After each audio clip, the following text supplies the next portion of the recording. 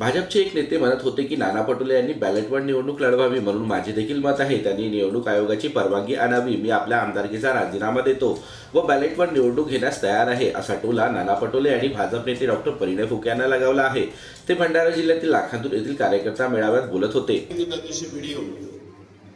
भाजपचे जे लोक आता थोड्या मताने आणले, त्यांना वाटतं की आम्हीच आहोत.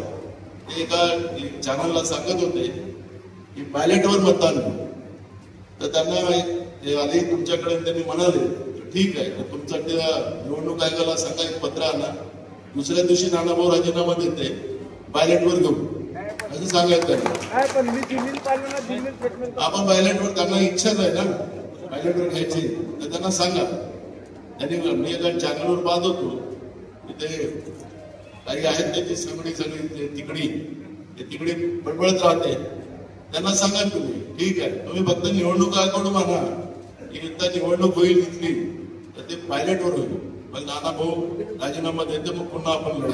जीबी न्यूजचे प्रत्येक अपडेट मिळवून घेण्यासाठी तुम्ही आमच्या चॅनलला लाईक करा, सबस्क्राईब करा आणि शेअर करा. तसेच बेल आयकॉनला सुद्धा प्रेस करा. आपला जिल्हा, आपली बातमी. GB news Bhandara.